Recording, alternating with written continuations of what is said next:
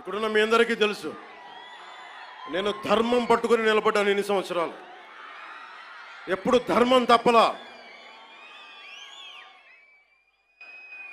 ఇదే సభలు చేసేటప్పుడు నమాజ్ వినిపిస్తే ఆపేసి నా గౌరవాన్ని ప్రకటించిన వాడిని.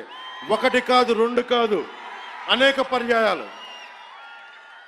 నిన్న నా కూతుర్ని రష్యన్ ఆర్థడాక్సీ, వాళ్ళ మదర్ రష్యన్ ఆర్థడాక్సీ చర్చికి సంబంధించిన వ్యక్తులు నా కూతుర్ని తిరుమల తీసుకెళ్తే,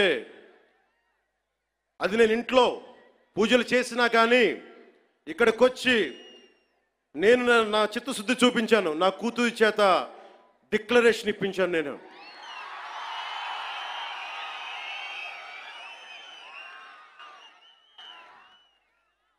అందరికీ చెప్తాం, నన్ను విమర్శించే వాళ్ళందరికీ చెప్తున్నా,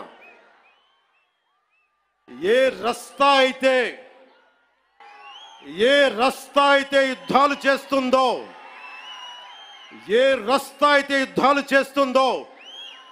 గెలుస్తుందో ఓడుతుందో, కానీ ముందుకు పోతుందో అదే నా రస్తా.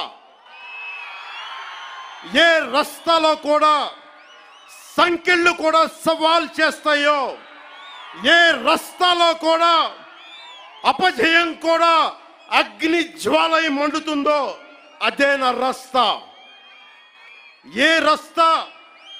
ఏ రస్తాలో మరణం కూడా మహాప్రబంధంగా ప్రతిధ్వనిస్తుందో అదే నా రస్తా. అందుకే పరాభవం చెందిన, పరాజయాలు పొందిన ఎందుకు కదలకుండా నిమ్మకు నీరెత్తినట్టు ఉంటానంటే, నా సనాతన ధర్మం మీద నాకున్న అచంచలమైన విశ్వాసం. ఈ మధ్యన సనాతన ధర్మం ఒక వైరస్, దాన్ని అంతం చేస్తాం అంటున్నారు కొందరు. గతంలో శ్రీరామచంద్రుణ్ణి, మనందరం కొలిచే శ్రీరామచంద్రుణ్ణి కొన్ని దశాబ్దాల క్రితం పాదరక్షలతో కొడుతూ, చెప్పులతో కొడుతూ, ఊరేగింపుతో తీసుకెళ్లారు. మధ్యలో రామాయణం కల్పవృక్షం అని గొప్పగా చెప్తే, కాదు రామాయణం కల్పవృక్షం కాదు, రామాయణం విషవృక్షం అని అన్నారు. ఈ మధ్యలో రామతీర్థంలో శ్రీరామచంద్రమూర్తి విగ్రహం తల నరికేస్తారు. గత కొంతకాలంగా కల్తీ నెయ్యితోటి, జంతువు కొవ్వుతోటి కలిపిన ప్రసాదాలు ఏడుకొండల వాడికి నైవేద్యంగా పెడతారు.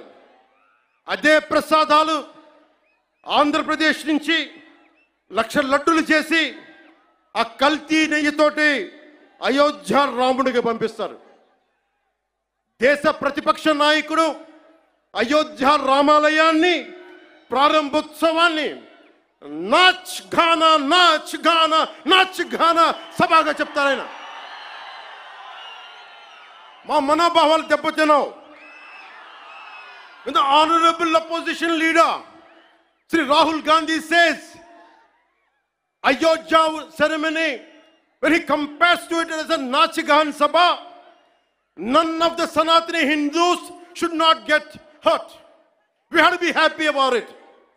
And you want the votes of all the Sanatani Hindus to get into the power, to be a political leader, to be in the opposition. And you want all the votes of Sanatani Hindus. But you don't respect Lord Rama.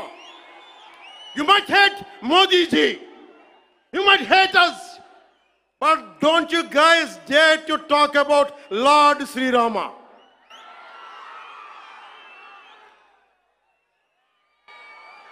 మన హిందువులుగా మనం బాధపడకూడదు. రాముడిని తిడితే బాధపడకూడదు, నోరెత్తకూడదు. అన్నామనుకోండి, మనం వెంటనే హిందూ మతాన్ని మొదలైపోతాం. The moment we say we have to safeguard our religion, when you abuse Lord Sri Rama, none of us should feel bad about it. The moment we utter our pain, the moment we say our voice, the moment we say we reflect our pain, suddenly we become Hindu fanatics. Would you dare to do the same thing to Islam? Do you have the same thing to do Christianity? No, you won't do it. Because Hindus are a docile society. They believe in karma. Let the God punish them. Let me tell you, we are deeply hurt.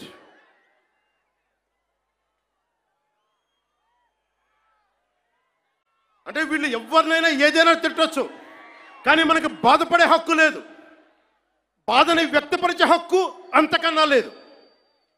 భారతదేశంలో secularism అంటే హిందూ ధర్మాన్ని దూషించు, అపహాస్యం చేయి, అన్య మతాలను వెనకేసుకొస్తే అది true secularism according to the so called pseudo secularist. The so called secularists is what they say. You abuse Sanatana Dharma. Not even a word against Islam, not even a word against Christianity.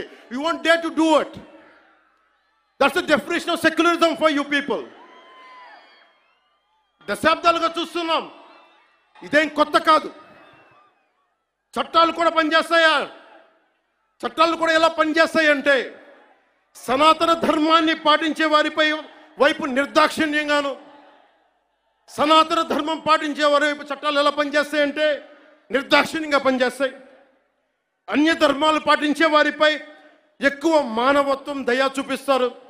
Ideology onto us. We are beyond race and creed. We are beyond.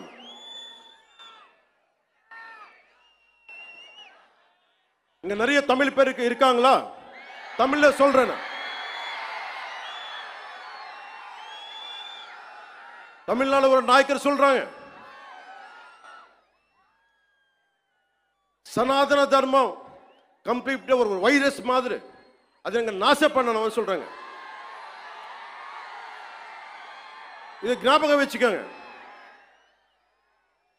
Whoever said this, let me tell you, sir, you cannot wipe out Sanatana Dharma. I will tell you why. By the end of my speech, I'll tell you why you cannot wipe out Sanatana Dharma. If anyone tries to wipe out Sanatana Dharma, let me tell you, from the feet of Lord Balaji, you will be wiped out.